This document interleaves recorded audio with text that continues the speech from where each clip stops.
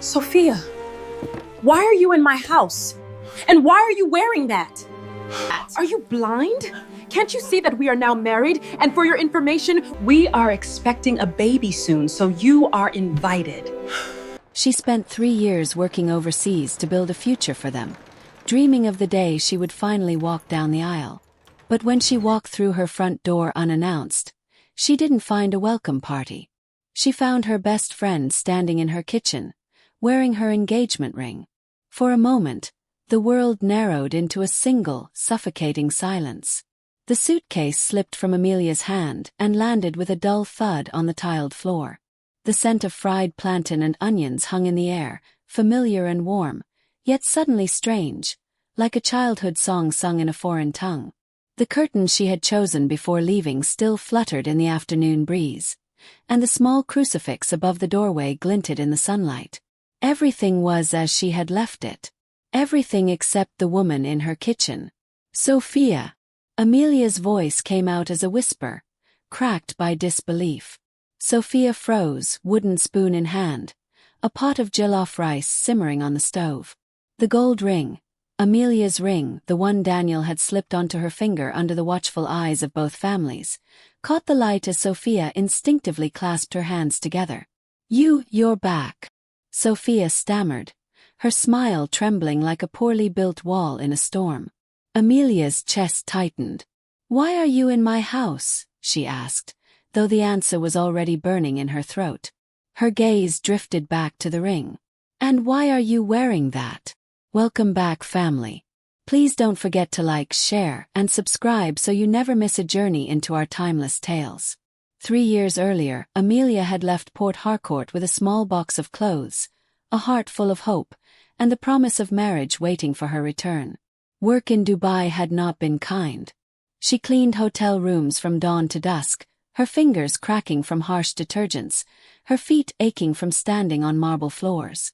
But every month she sent money home, half for her parents' medical bills and ABA, half to help Daniel complete the house they were building together in Remulla. "Just 3 years," Daniel had told her the night before she left, holding her hands under the orange glow of a streetlight. "We'll use that time to prepare everything. When you return, we'll do our traditional wedding, then church. It will be worth it." Sophia had been there too, hugging Amelia tightly at the airport. "I will be your eyes here," she promised. "Your house, your man, your family. Leave them to me."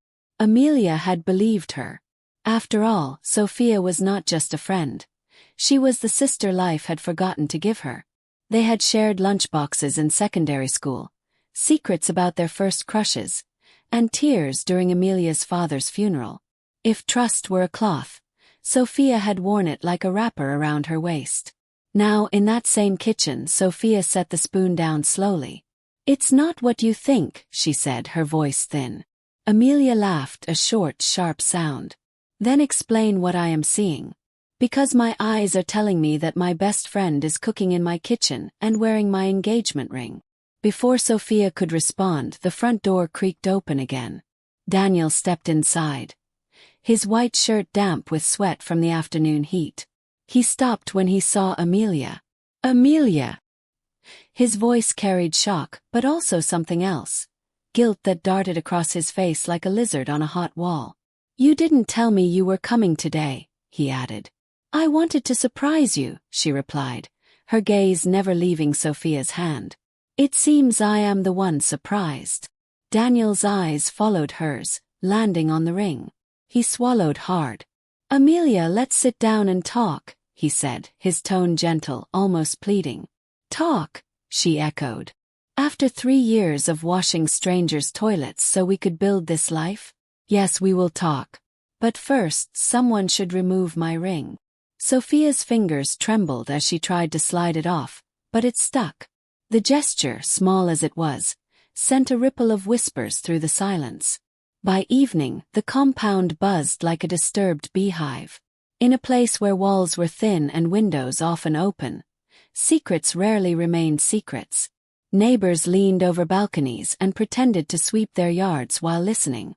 Aunties from down the street arrived under the pretense of welcoming Amelia home but stayed for the unfolding drama. Amelia has returned and found another woman in her house. One woman whispered to another, loud enough for everyone to hear. And not just any woman, her best friend. Inside, Amelia's mother, Mrs. Williams, sat stiffly on the sofa, her lips pressed into a thin line. "Sophia, you used to call me Mummy," she said, her voice heavy with disappointment. "Explain yourself." Sophia's eyes were red, her face streaked with tears. "It started slowly," she said. "When Amelia left, I was only coming to check on the house. Daniel would come too. We were both lonely. We were both worried about her."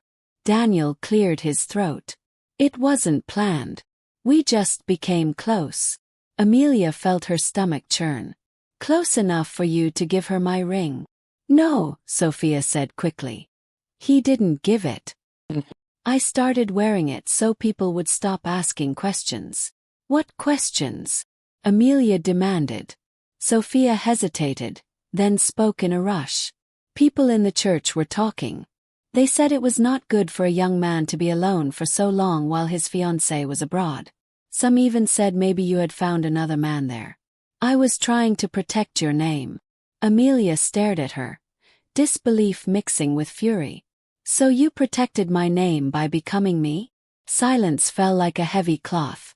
In the days that followed, the story spread across the neighborhood, then to extended family in ABA and Owerri.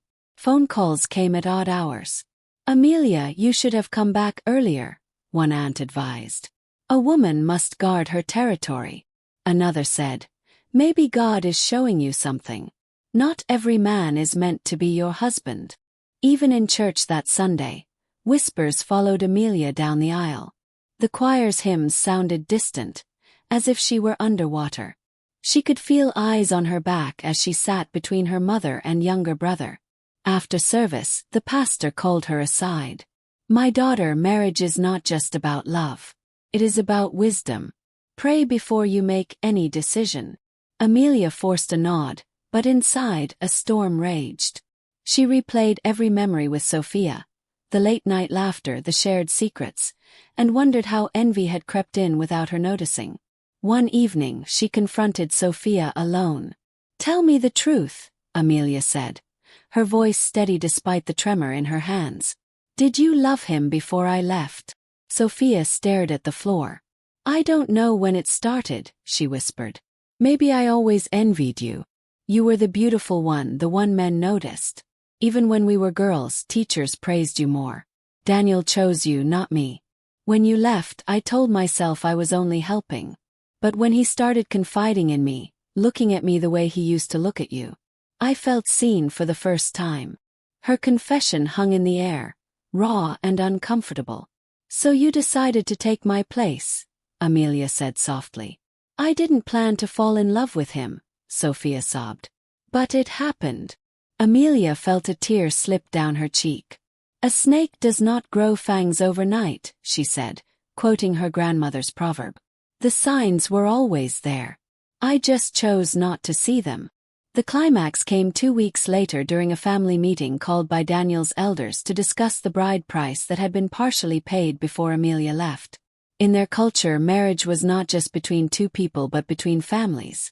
The matter could not be ignored. The sitting room was packed, uncles in starched white senators, aunties in bright Ankara wrappers, elders clearing their throats before speaking. A tray of cola nuts sat in the center, untouched. Daniel's uncle spoke first. "We are here because confusion has entered where there should be clarity. Daniel, you asked for Amelia's hand and began paying her bride price. Now we hear you are living with another woman." All eyes turned to him. Daniel wiped his palms on his trousers. "I made mistakes," he admitted. "Amelia, I loved you. But 3 years is a long time. I was lonely. Sophia was there. She understood me." "And what of your promises?" Amelia's father asked quietly. "A man's word should be as strong as Iroko wood." Daniel lowered his gaze. "I don't know what to do anymore." The room erupted into murmurs. Then Amelia stood up. Her heart pounded, but her voice was clear. "You don't know what to do, but I do." The room fell silent. I left this country to work like a machine so we could build a future. I trusted my best friend to protect what was mine. Instead, she took my place. And you," she turned to Daniel, "allowed it." She slipped the engagement ring off the table where it had been placed as evidence and held it up. "This ring used to represent my dreams. Now it only reminds me of betrayal." With a steady hand, she placed it back into Daniel's palm. "You are free," she said. "Both of you are free. I will not fight for a man who could be taken so easily, or a friendship that could be stolen." Gasps filled the room. Some aunties shook their heads. Others nodded in quiet approval. Sophia burst into tears. "Amelia, please." "No," Amelia said gently. "What we had died the day you chose to become me." In the months that followed, Amelia began to rebuild her life in ways she had never imagined. She used her savings to open a small catering business, cooking the same dishes she had learned to perfect abroad, fusion meals that mixed Nigerian spices with international flair. Soon, her jollof rice and coconut chicken became the talk of the neighborhood for reasons unrelated to scandal. At first, people still whispered when she passed. But as her business grew and her confidence returned, the whispers changed. "That girl is strong," one woman said at the market. "Not every woman would walk away like that." Sophia and Daniel eventually married quietly. Their wedding was small, lacking the joy and grandeur that had once been planned for Amelia. Sometimes Amelia would see them at church, sitting together in the back pew. Sophia's eyes would flicker toward her, filled with a mixture of regret and longing.